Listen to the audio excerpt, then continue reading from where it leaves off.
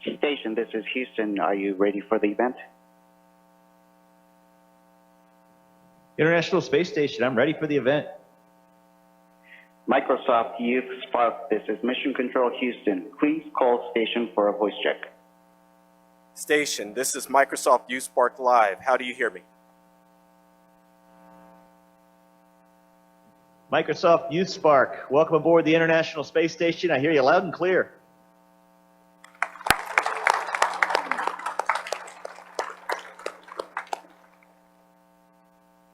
This is Bryce from the Richmond Boys and Girls Club.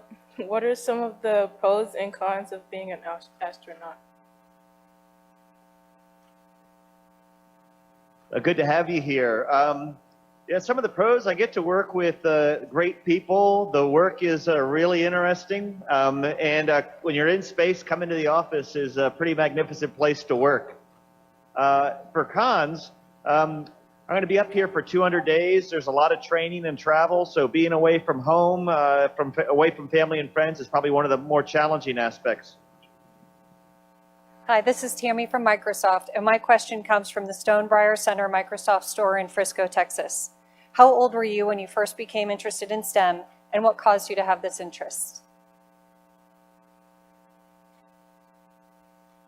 I probably became interested when I was in elementary school, watching the space program, watching an ocean explorer by the name of Jacques Cousteau, and so I always kind of had that interest as a kid. Funny enough, I didn't really start pursuing it seriously until about my second or third year at university, and that's when I decided I was going to take that career direction. So I think it's great to have broad interests and figure out what you want to do. You don't have to know right away, but it certainly is an exciting place to work. This is Naisha from the Moorfield Boys and Girls Club. What difficulties have you encountered when conducting experiments in space as compared to on Earth? Two things that I can think of, and it's a great question. One of which, on Earth, if you're doing some experiments and you sit something down, it's going to be there when you go back to grab it. Here, if you sit something down and you're not very deliberate, it will float away. The other really challenging thing that even the scientists who are working or sending experiments up here deal with on a regular basis is water. Water just behaves very, very strangely in space because of the kind of molecule it is. And it forms bubbles and sticks to itself. And it's just a very interesting thing to have to deal with on a regular basis. This is Courtney from the Harvard Boys and Girls Club. What obstacles have you encountered while being in space?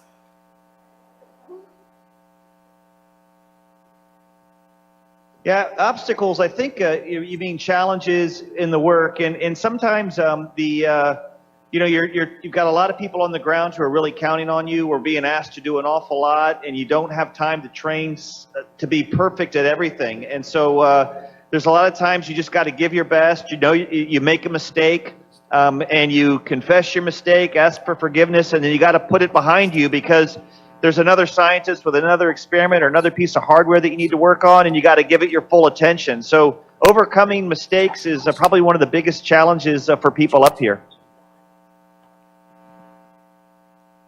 This is Michael from the Allen Parkway Boys and Girl Club, and I have a question for you. How does gravity affect what you do on the space station?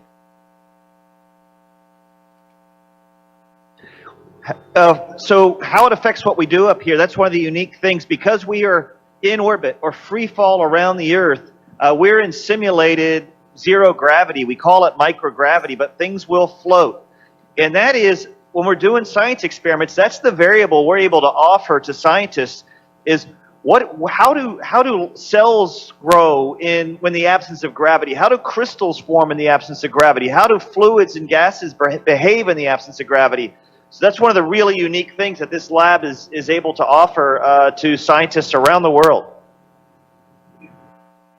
Hi, this is Amanda from Microsoft, and I have a question on behalf of the Baybrook Mall Microsoft store. What piece of technology do you utilize daily that you could not live in space without? all of that revolves around just the day-to-day stuff that you need at home. I just replaced a filter on the portable water dispenser. Our water here is just about all reprocessed. So any water-based liquid, we try to reuse it and reprocess it.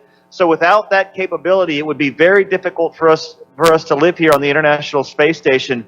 Also breathing, we produce a lot of carbon dioxide, and we have devices here that will remove carbon dioxide from the atmosphere, making it possible for us to breathe. So just the day-to-day things you take for granted, the hardware that we have built and designed to keep us alive, we rely on that every single day, and it's amazing, amazing hardware. Hi, this is Jeremiah from the Boys and Girls Club. What is it like aboard the space station?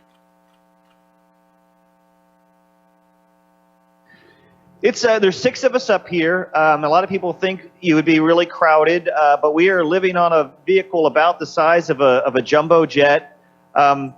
We work, our days are scheduled about 12 hours from about 7:30 in the morning to 7:30 at night. In that time, we have time for lunch. We have exercise time scheduled, events like this.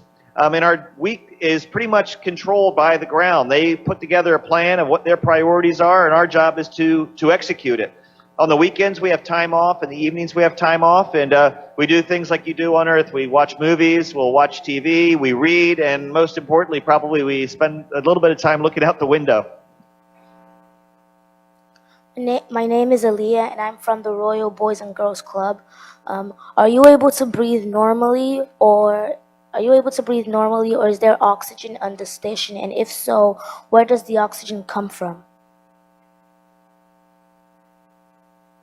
Yeah, we're able to breathe very normally here on the ISS. Our atmosphere is very similar to what you breathe on Earth. The carbon dioxide is actually a bit higher than you breathe on Earth, but the oxygen content's around the same. We're able to actually produce some oxygen, but the rest of it is kind of shipped up from the ground. So it's a precious resource up here, and that's one of the things we're going to have to figure out is how to, as we go forward and spend more and more time in space further and further away from Earth, how are we going to provide oxygen, water, and all the other necessities of life? This is Nicholas from the Galveston Boys and Girls Club. What type of music do you listen to?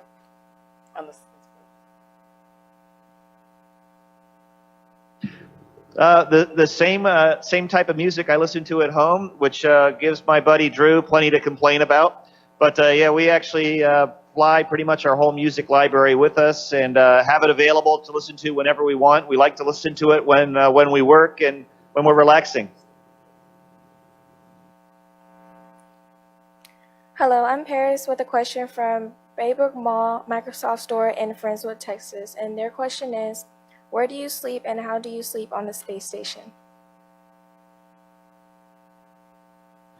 All of us, this goes back to the earlier question, what's life like up here? We all have a small cabin that's about the size of a really large refrigerator. And in that cabin, we have a laptop. We have what our personal effects, at least some of them. And then on the wall of the cabin, we have a sleeping bag. And it's actually bungeed to the wall. So when it's time to go to bed, it's kind of like sleeping on the inside of a refrigerator up against the wall inside of a sleeping bag. You don't need a pillow because your head kind of floats off the surface. And we sleep pretty well. I sleep probably about as well here as I do on Earth. I'm Ethan from Spring Branch Boys and Girls Club, and my question was, what do you eat in space? Well, we don't have quite the selection that you do on Earth, but our food is all shipped up for us, and it comes in basically 3 types. We have pouches, which are like meals ready to eat. This is actually a seafood gumbo. You just warm it up in the packet and eat it right out of the packet. We have food that's dehydrated, and you just add water from the potable water dispenser I was talking about. This is corn. These are actually potatoes, and we add hot water, warm them up, and eat them out of the bag. And then we have some off-the-shelf stuff. We actually get to pick some things that get sent up for us, and if you have some favorite food, they do their best to try to provide that for you as well. This is Ashley from the Galveston Boys and Girls Club. And my question is, where do you store your food supply?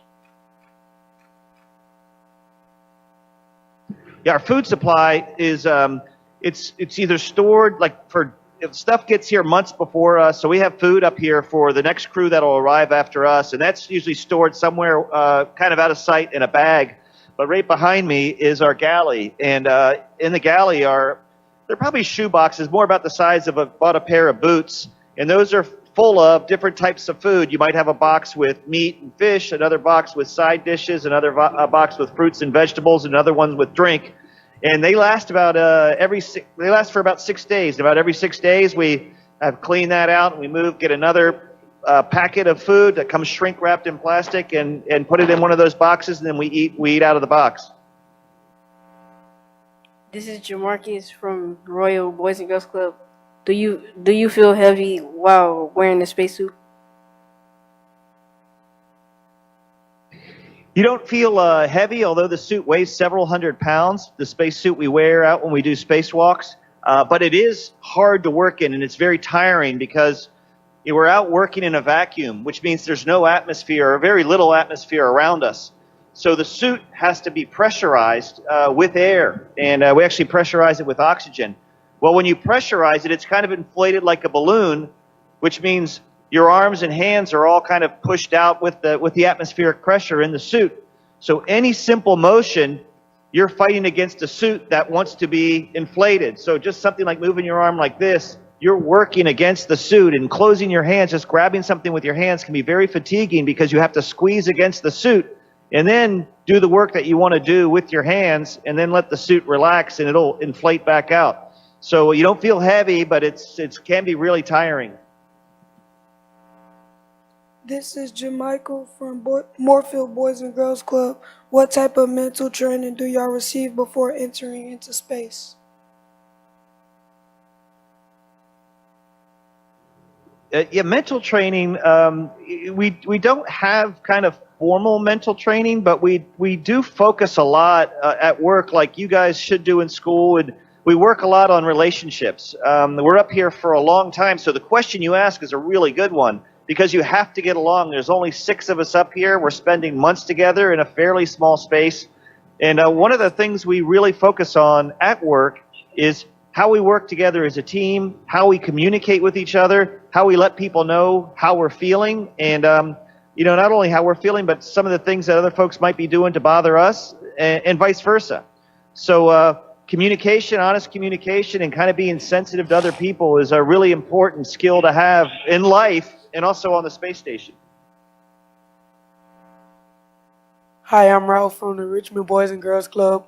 What is the scariest moment you have encountered while being in space?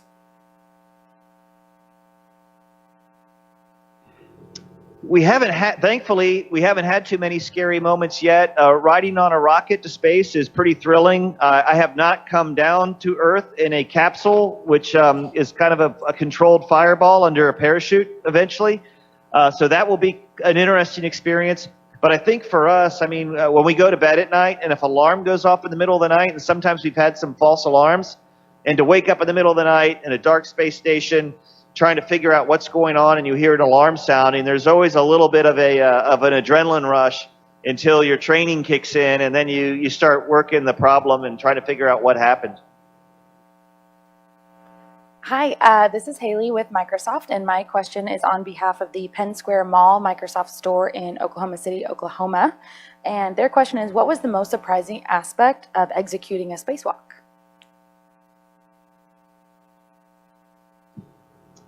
I think the most surprising aspect in general for most people is how long the day is. We are only out doing a spacewalk for 6.5 hours, but that's 6.5 hours where you only have water to drink. There's no food, and you're basically the equivalent of jogging pretty hard in terms of how hard you're working for that time frame. But we're actually in the suit closer to 10.5 hours. So it's by the time you get up in the morning and wrap up at night, you might wake up around 5:30 in the morning and might not finish work that night until 9 o'clock after you've had some dinner and managed to clean up. So it makes for a really, really long, exhausting day. And I think we try to make it look easy, but the people on the ground, it's a long day for them. They have a lot to keep track of, and certainly for us up here, it's also a very long day. This is Tyler from the Harvard Boys and Girls Club. How are rocket ships created and how long does it normally take?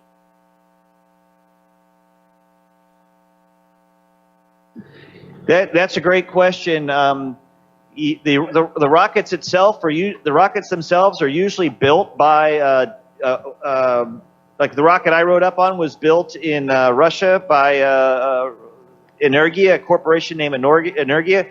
They actually have a manifest where they lay out the plans and build the rocket. So the actual development of the rocket, depending on the type of rocket, can take years. One of the things that we're making progress in is the reusability of rocket components, because if you just let a rocket part fall into the ocean and don't recover it and use it again, you have to build a new one. But if you can go and retrieve it and refurbish it, it can make not only the turnaround time shorter, but it also can end up saving a lot of money in the long run.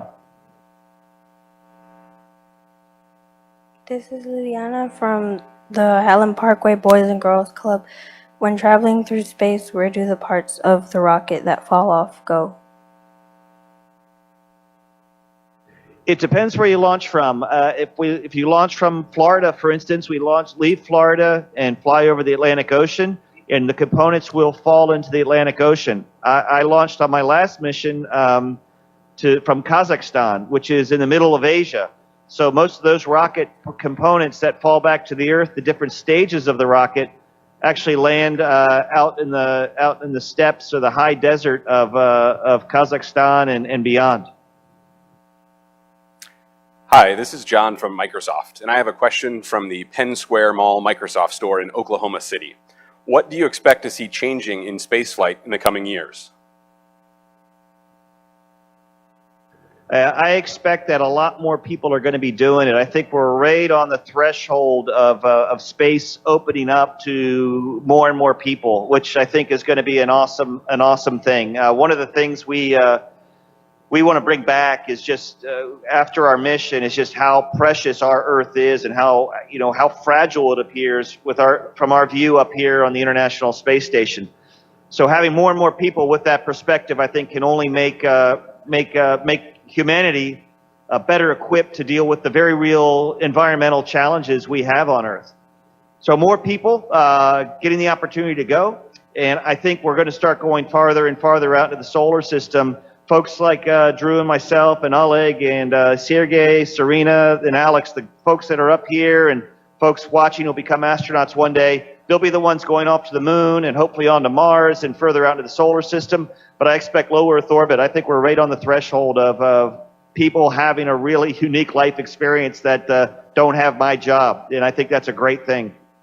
This is Richard from the Spring Branch Boys and Girls Club. What type of job are available with NASA, and how do you prepare for a career at NASA? Well, for instance, Johnson Space Center in Houston, Texas is really kind of a small town. I mean, we have thousands of people working on what is kind of like a college campus. So we need all kinds of people to fill all kinds of roles at Johnson Space Center. However, for me, the most exciting jobs are the ones that involve a career in science, technology, engineering, and mathematics. So studying engineering, studying math, studying one of the fields of science, because that gets you directly involved in the exploration of space and maybe in aeronautics or earth science or any of those other fields, biological sciences.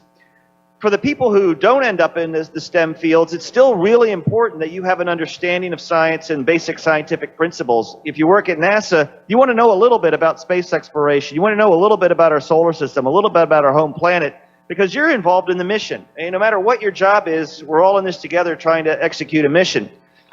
For you guys, it's also important that you understand some of the challenges we face on Earth, and that we have educated voters who understand that, the decisions we make have a direct impact on our quality of life, and a lot of those decisions we make are based on science. And you need to at least be able to speak the language of science at some level to make informed decisions as a citizen.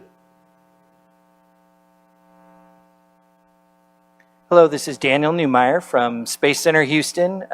We want to thank you for all your hard work up there and appreciate everything you're doing for America and the world. And I know the students of Boys and Girls Club and Microsoft really appreciate your work with us. So we want to thank you for that.